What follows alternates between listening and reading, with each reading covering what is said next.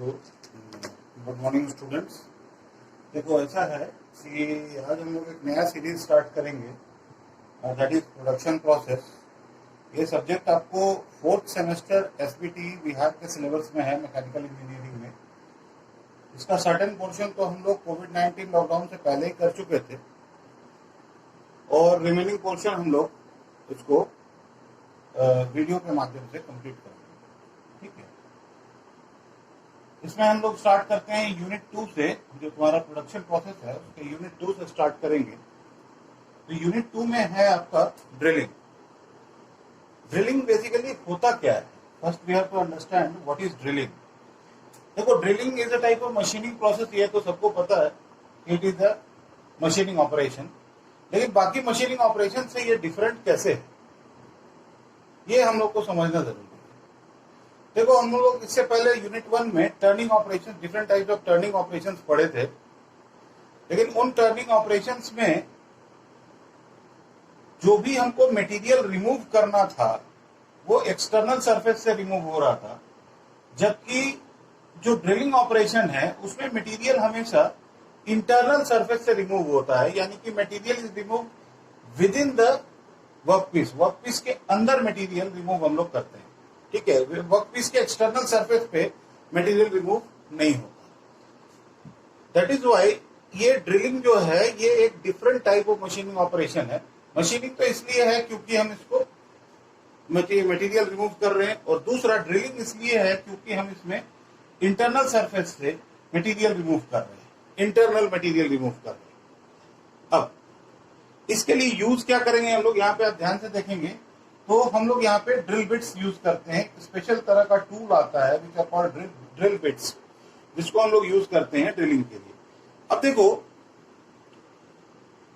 इसमें क्या होगा कि एक वर्कपीस हमारा है, उस वर्कपीस के ऊपर ड्रिल बिट को प्रेस करके रिमूव रोटेट करते हैं।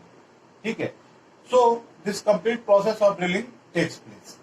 अब जब हम एक्सटर्नल मशीनिंग कर रहे होते हैं, जब हम बाहरी सरफेस पे मशीनिंग कर रहे होते हैं, जैसे टर्निंग वगैरह में हमने किया था, तो वहां पर कटे हुए मटेरियल को निकालने के लिए हमको कोई अलग से मेहनत नहीं करना पड़ा था, कोई अलग से प्रोसेस हमको नहीं लगाना पड़ा था। लेकिन जब हम इंटरनली मटेरियल को रिमूव करेंगे, इंटरनल रिमूवल ऑफ मटेरियल, यहां देखो तुम लोग, इंटरनल रिमूवल ऑफ मटेरियल करेंगे अगर हम लोग, तो उस केस में हमको रिक्वायरमेंट पड़ेगी कि हमें एक ऐसा मैकेनिज्म भी चाहिए होगा ताकि जो मटेरियल रिमूव हो रहा है वर्कपीस से, वो मटेरियल अलग भी हो सके वर्कपीस से, मतलब वर्कपीस से बाहर भी आ सके, तभी हम उसको कंप्लीट रिमूवल बोलेंगे। सिर्फ मटेरियल को काट देने से काम नहीं होगा। मटेरियल को काटने के बाद उस कटे हुए पोर्शन को, जिसको हम लोग चिप बोलते हैं, वो भी निकलना चाहिए बाहर। अब इसीलिए जैसे हम आपको पहले भी बताए थे कि कोई भी मेटल का कटिंग अगर होता है तो उसके लिए रिस्पॉन्सिबल कौन है? Shearing action. शेयरिंग एक्शन से मटेरियल का कटिंग तो हो गया, लेकिन यहां चूंकि internal material removal of material है, इसीलिए हमको क्या रिक्वायरमेंट होगा? हमको रिक्वायरमेंट होगा मटेरियल को, कटे हुए मटेरियल को वहां से हटाने का भी। तो मटेरियल को हम कैसे हटाएंगे? मटेरियल को हटाने के लिए वहां पे हम स्पेशल एक मेथड यूज करते हैं जिसको हम लोग बोलते हैं एक्सट्रूजन। ये क्या एक्सट्रूजन? एक्सट्रूजन क्या होता है बाबू? एक्सट्रूजन है एक प्रेस वर्किंग ऑपरेशन है, जिसके तहत हम लोग क्या करते हैं कि मटेरियल को प्रेस करते हैं through a orifice so that material changes its shape. आगे हम लोग जब नोमेनक्लेचर देखेंगे ड्रिल बिट का तो आपको समझ में आएगा कि कौन सा तरीका यूज करते हैं, और एक्सट्रूजन और ज्यादा क्लियर होगा कि कैसे एक्सट्रूजन का यूज करके हम लोग मटेरियल को बाहर निकालते हैं।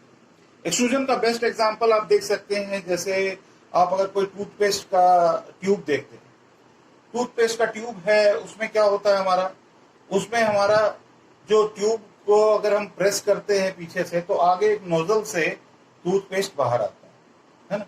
तो अंदर टूथपेस्ट किसी भी शेप में हो, जब वो बाहर आ रहा है तो cylindrical shape with a diameter equal to the internal diameter of the nozzle, वही निकलता है। तो यहाँ पे चेंज, मटेरियल का शेप चेंज हुआ। उसी तरह का प्रोसेस ज्यादा प्रेशर लगा के हम लोग मटेरियल मेटल्स के लिए या डिफरेंट मटेरियल्स के लिए कर सकते हैं, and that is a good analogous, वो अच्छा एग्जांपल है एक्सट्रूजन प्रोसेस का। ठीक है, अब देखो ड्रिलिंग ऑपरेशन जो है वो कई तरह के मशीनों पे किया जाता है। कॉमनली इसके लिए स्पेशलाइज्ड मशीन्स जो है वो तो ड्रिलिंग मशीन्स हैं, लेकिन जब हम बात करेंगे तो कई सारे सेमी ऑटोमेटिक और ऑटोमेटिक लेथ मशीन्स पर भी हम लोग ड्रिलिंग कर सकते हैं, drilling operation using different attachments. ठीक है, तो सेमी ऑटोमेटिक लेथ जैसे कौन सा हुआ भाई, सेमी ऑटोमेटिक लेथ जैसे कैप्स्टन लेथ, टर्रेट लेथ, या फिर ऑटोमेटिक लेथ जिसको हम लोग सीएनसीज भी बोल सकते हैं। सीएनसीज में भी हम लोग यूज कर सकते हैं, अटैचमेंट अगर लगाएंगे तो ड्रिलिंग कर सकते हैं। ठीक है, यहां तक ठीक है भाई? ये आपका इंट्रोडक्शन पार्ट था ड्रिलिंग का। ठीक, इसके बाद हम आते हैं जो आपका नेक्स्ट टॉपिक है, जो फर्स्ट इंपॉर्टेंट टॉपिक है सिलेबस के हिसाब से, वो है ट्विस्ट ड्रिल नोमेनक्लेचर। यानी कि अभी जो हम लोग ड्रिल बिट्स यूज कर रहे थे, ड्रिल बिट्स भी अलग अलग तरह के होते हैं, जिसमें कि मोस्ट कॉमन टाइप जो है वो है ट्विस्ट ड्रिल, और इसका नोमेनक्लेचर यानी कि आपको कंस्ट्रक्शन और डिफरेंट पार्ट्स और उसके यूजेस की, वो पार्ट्स जो ड्रिल बिट में अगर हैं तो उन पार्ट्स का यूज क्या है, ये हमको समझना है इस टॉपिक में। ठीक है, तो देखिए यहां पर आपको एक ड्रिल बिट दिख रहा होगा। It is a cylindrical tool basically, we having different features. ठीक है, तो आप इस डायग्राम को एक बार थोड़ा सा ध्यान से पहले देखिए, देन आई विल कंटिन्यू।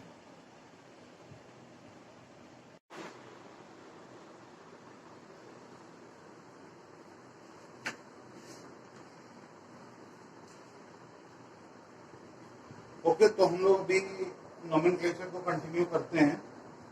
देखो सबसे इंपॉर्टेंट पार्ट जो है बॉडी, इस पूरे ड्रिल बिट को अगर आप ध्यान से देखेंगे, ट्विस्ट ड्रिल बिट को, तो इसको मेजर दो पार्ट्स जो हैं हमारे, दो पार्ट में किसी भी टूल को हम लोग बांटते हैं। The first part being the cutting part और the second part being the holding part. मतलब जिस पार्ट से हम टूल को होल्ड करेंगे वो हो गया हमारा होल्डिंग पार्ट, और जिस पार्ट से टूल का एक्शन होगा उसको हम लोग बोलते हैं उसका बॉडी। नाउ अगर हम देखें, सबसे इंपॉर्टेंट पार्ट है बॉडी। बॉडी का क्या काम है जी? बॉडी क्या है इसमें? It is the part of the drill which carries fluid and extends from dead centre to the neck. अब ध्यान से समझो इस चीज को। डेड सेंटर किसको बोलते हैं? ये जो टिप देख रहे हो at the end of the twist drill, इसको हम लोग बोलते हैं डेड सेंटर। इस पार्ट को, इस डेड सेंटर से नेक तक का जो भी हिस्सा है वो पूरा का पूरा ट्विस्ट ड्रिल का क्या कहलाएगा? वो कहलाएगा बॉडी। अब बॉडी के अंदर क्या आपको मिल रहा है? बॉडी के अंदर आप अगर ध्यान से देखेंगे तो बॉडी के अंदर दो चीजें हैं, एक ये फीचर है फ्लूट और एक ये फीचर है लैंड। हम लोग आगे पढ़ेंगे इसमें। लैंड बेसिकली अलाइनमेंट के लिए हेल्प करता है और फ्लूट जो है वो चिप को बाहर निकालने में हमें मदद करता है। वो हम आगे पार्ट्स में समझेंगे इस चीज को। आप ठीक है, इसके बाद आता है हमारा एक्सेस। एक्सेस एक इमेजिनरी लॉन्गिट्यूडनल लाइन है जिसके about the different parts of the drill bit, यानी कि इसकी बॉडी, इसका शैंक, इसका टैंक, इसका फ्लूट, इसका नेक, ये सारे पार्ट्स इसी लाइन के अबाउट कॉन्सेंट्रिक होते हैं। कॉन्सेंट्रिक होते हैं मतलब क्या हुआ? इन सभी पार्ट्स का जो एक्सिस होगा वो कोइंसाइड करना चाहिए। ठीक है, अब इसके बाद थर्ड इंपॉर्टेंट पार्ट है इसका शैंक। शैंक क्या करता है भाई? देखो शैंक हमने आपको बताया था अभी जस्ट कि कोई भी टूल हो, टूल के मेजर दो पार्ट्स होते हैं, एक वर्किंग पार्ट जो जिसको कि हम लोग बॉडी बोलते हैं, और दूसरा होल्डिंग पार्ट जिससे कि हम टूल को होल्ड करते हैं, वो है शैंक। या इस केस में जो होल्डिंग पार्ट है वो है शैंक। अब शैंक का क्या काम हो जाएगा? अगर होल्डिंग पार्ट हम इसको बोल ही रहे हैं तो जाहिर सी बात है, देखो लिखा हुआ है, it is the part of the drill which is gripped in holding devices. अलग अलग तरह के होल्डिंग डिवाइसेस में हम लोग ग्रिप करते हैं। कौन कौन तरह के होल्डिंग डिवाइसेस हम लोग यूज करते हैं नॉर्मली? चक यूज करते हैं, जैसा आपने देखा था लेथ में भी आपने चक देखा था, लेकिन वहां पे हम लोगों ने वर्कपीस को होल्ड किया था। यहां पर हम चाहें तो टूल को भी होल्ड कर सकते हैं। इसके अलावा एक और होल्डिंग डिवाइस होता है which is known as collet. ठीक है, ओके। अब हम लोग आगे देखते हैं ये चौथा पार्ट। हाँ जी, अब चौथा इंपॉर्टेंट पार्ट कौन सा है बाबू, देखो ध्यान से। चौथा इंपॉर्टेंट पार्ट है पॉइंट। पॉइंट क्या कर रहा है, पॉइंट किसको कहते हैं? किसी भी ड्रिल बिट के वर्किंग एंड को अगर हम देखेंगे तो उस वर्किंग एंड पे एक कॉनिकल शेप बनता है, एक कोन बनता है। ठीक है, इसका फ्रंट व्यू हम देख रहे हैं, इसीलिए ये हमको एक वेज के शेप में दिख रहा है। अदरवाइज इसका 3D स्ट्रक्चर जो होता है वो एक कोन के शेप में होता है। इस पूरे कॉनिकल पार्ट को हम लोग पॉइंट कहते हैं। ये बहुत इंपॉर्टेंट है, थोड़ा कंफ्यूजन होता है लोगों बच्चों को इसमें। ये पूरे कॉनिकल पार्ट को हम लोग पॉइंट बोलते हैं। देखो इसको हम अलग से यहाँ पे दिखा रहे हैं आपको, इसको पूरे को पॉइंट बोलते हैं, ये जो पूरा कॉनिकल पार्ट है इसको। ठीक, अब समझो बात को। इस पॉइंट का 3 इंपॉर्टेंट पार्ट होता है। सबसे पहला पार्ट जहां पे इसके दोनों सारे एजेस यानी कि इस कोन का जो वर्टेक्स होगा उसी को हम लोग बोल रहे हैं डेड सेंटर। इस कोनिकल शेप का जो वर्टेक्स होगा उसी को हम लोग बोल रहे हैं डेड सेंटर। ठीक, ये कोनिकल सरफेस का ये कोनिकल शेप का जो स्लांट सरफेस है उसको हम लोग बोल रहे हैं लिप। और इन स्लांट सरफेसेस के बीच में जो हमारा एक एंगल बनता है उस एंगल को हम डिनोट करते हैं फाई से, और इस फाई को हम लोग बोलते हैं लिप एंगल। यानी कि ऐसा एंगल जो कि कोनिकल शेप के सरफेस के विद इन इंक्लूडेड है, उसको हम लोग क्या बोल रहे हैं? Lip angle. अब ध्यान से समझना इस चीज को कि ये लिप एंगल 118 डिग्री से 123 डिग्री तक वेरी कर सकते हैं हम लोग। ये नॉर्मल रेंज यही है, 118 से 123। स्पेशल केसेस में इस रेंज से बाहर भी जाते हैं हम लोग, लेकिन नॉर्मल रेंज 118 से 123 का है।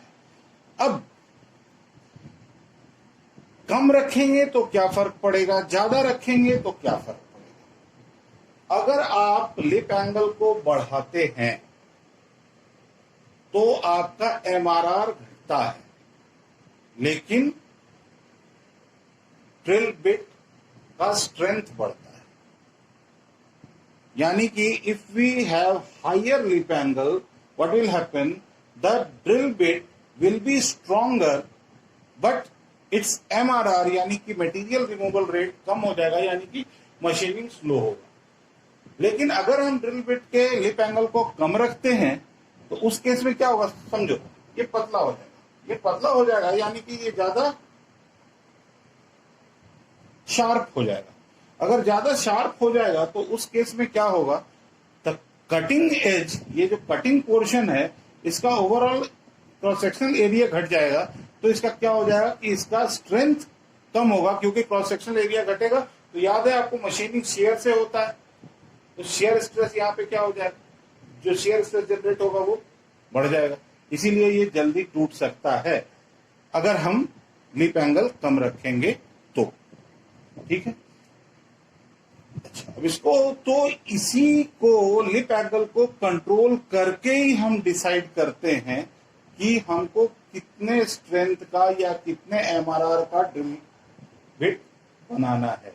और इसको अलग अलग एंगल्स के थ्रू के लिए बनाने के लिए, अलग अलग एंगल्स देने के लिए हम लोग क्या करते हैं? प्रोसेस यूज करते हैं जिसको हम लोग बोलते हैं ग्राइंडिंग। ग्राइंडिंग प्रोसेस को यूज करके हम लोग इस पॉइंट का शेप जो है यानी कि लिप एंगल, इन सब चीजों को वेरी कर सकते हैं। ठीक, अगला जो इंपॉर्टेंट पार्ट है वो है लैंड। लैंड क्या होता है? जो फ्लूट देख रहे हैं आप, फ्लूट बेसिकली एक स्पाइरल ग्रूव है, एक स्पाइरल नली के जैसा कटा हुआ है पूरे ड्रिल के बॉडी में। उसके अलोंग, उसी के अलोंग, गौर करना, उसी के अलोंग एक फ्लैट सरफेस होता है जिसको हम लोग लैंड बोलते हैं। सवाल है तो इसका पर्पस क्या है? लैंड हम लोग क्यों बनाते हैं ड्रिल बिट में? लैंड हम लोग ड्रिल बिट में इसलिए बनाते हैं क्योंकि हम ऑपरेशन के दौरान ये चाहेंगे कि हमारा जो ड्रिल है वो हमेशा जो हम होल बना रहे हैं उसके अलाइंड में, उसके साथ अलाइंड रहे। कहने का मतलब है कि ये जो एक्सिस आप ड्रिल बिट का देख रहे हैं, इस ड्रिल बिट का एक्सिस और ये ड्रिल बिट जो होल बनाएगा उसका एक्सिस दोनों कोइंसाइड होना चाहिए, तभी हम बोलेंगे कि हमने ड्रिलिंग सही तरीके से किया है। तो ये अलाइनमेंट कौन इंश्योर करेगा, ये अलाइनमेंट कौन कंफर्म करेगा कि ये अलाइनमेंट होगा? ये अलाइनमेंट अगर हम चाहते हैं हो तो उसके लिए हमको यूज करना पड़ेगा लैंड।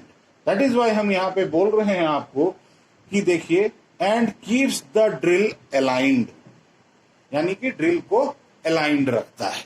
ठीक है, दो तीन और इंपॉर्टेंट पार्ट्स रह गए हैं। ठीक है, पहला, अब छठा पार्ट जो इंपॉर्टेंट है वो है फ्लूट।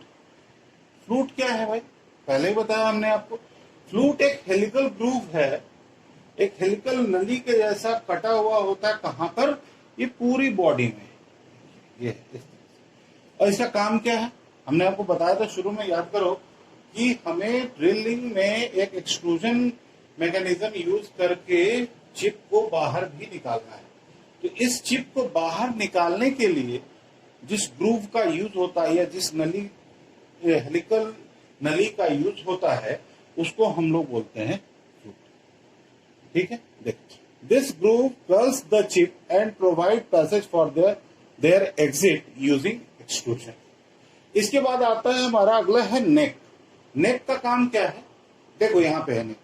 नेक बॉडी का और शैंक के बीच का पार्ट। इसकी जरूरत क्यों पड़ती है? बहुत इंजीनियरिंग पॉइंट ऑफ व्यू से बहुत ज्यादा इंपॉर्टेंट नहीं है, लेकिन फिर भी to mention the specifications of this drill bit. इस ड्रिल बिट के क्या स्पेसिफिकेशंस हैं? मतलब इसका ओवरऑल लेंथ कितना है, बॉडी लेंथ कितना है, फ्लूट लेंथ कितना है, लिप एंगल कितना है, ये सारी चीजें, मैन्युफैक्चरर कौन है, ये सारी चीजें किस मटेरियल का बना हुआ है, ये सारी चीजें मेंशन किया जाता है यहां। स्पेसिफिकेशंस को मेंशन करने के लिए यूज किया जाता है नेक। ठीक, इसके बाद जो इंपॉर्टेंट पार्ट है वो है टैंग। टैंग ये इस एंड पे आप देख रहे हैं, बिल्कुल शैंक के बाद टैंग आता है। टैंग का काम क्या है? ध्यान से सुनना कि चाहे शैंक हो, नेक हो, बॉडी हो, फ्लूट हो, हर शेप सर्कुलर सेक्शन का है। लेकिन अगर हम ध्यान से देखें तो टैंग जो है वो रेक्टेंगुलर क्रॉस सेक्शन का होता है। तो रेक्टेंगुलर क्रॉस सेक्शन का क्यों बनाते हैं? ये इसलिए बनाते हैं हम लोग ताकि ये रेक्टेंगुलर सेक्शन जो टैंक का है ये क्या करे, ये चला जाए स्लॉट में टूल होल्डिंग डिवाइस में। टूल होल्डिंग डिवाइस यानी कि कौन सा? चक और कॉलेट, जो आपको बताते हैं। चक और कॉलेट के स्लॉट में ये रेक्टेंगुलर डिवाइस जाके रेक्टेंगुलर क्रॉस सेक्शनल टैंक ये फिक्स हो जाएगा और in provides positive drive. Positive drive provide करने का क्या मतलब है कि ये टैंक जो है वो slot of the work holding of the tool holding device में इस तरह से जाके फिट हो जाएगा कि उनके बीच में कोई स्लिप नहीं होगा मूवमेंट के दौरान। यानी कि टूल होल्डिंग डिवाइस और टैंक के बीच में कोई रिलेटिव मोशन नहीं होगा। अगर ऐसा हो, यानी कि कोई स्लिप नहीं होगा, जैसा टूल होल्डिंग डिवाइस जिस वेलोसिटी आरपीएम से मूव करेगा, टैंक भी उसी आरपीएम से मूव करेगा। यानी कि there will be no slip. अगर स्लिप नहीं होता है किसी दो ज्वाइनिंग असेंबल्ड कंपोनेंट्स के बीच में, तब हम उसको बोलते हैं कि it is forming a positive drive. ठीक है, ये इसके अलावा कुछ और पार्ट्स भी हैं जिसको आप ऐसे देख सकते हो कि ओवरऑल लेंथ का मतलब क्या होगा, from the dead centre to the tank जो भी ड्रिल बिट की लंबाई है उसको हम लोग बोलेंगे ओवरऑल लेंथ। बॉडी लेंथ, जो भी फ्लूट का, इस पूरे ड्रिल बिट का जो भी बॉडी है उसकी लंबाई। उसी तरह से एक फ्लूट लेंथ भी इंपॉर्टेंट होता है। फ्लूट लेंथ क्या है, इस बॉडी में, ड्रिल बिट की बॉडी में जितनी दूरी तक आपने फ्लूट बनाया होगा, यानी कि जितने डिस्टेंस तक डेड सेंटर से आपने हेलिकल ग्रूव्स कट किए होंगे, वहां उतने दूर को, उतनी डिस्टेंस को हम लोग बोलते हैं फ्लूट लेंथ। यानी कि जहां तक हमने फ्लूट काटा है वहां से डेड सेंटर की दूरी को हम लोग बोल रहे हैं फ्लूट लेंथ। ठीक है, तो ये अलग अलग पार्ट्स थे, इंपॉर्टेंट पार्ट्स, जो कि हमको नोमेनक्लेचर में पढ़ना था। ठीक है, अगला पार्ट हम लोग देखेंगे एस्टिमेशन ऑफ मशीनिंग टाइम।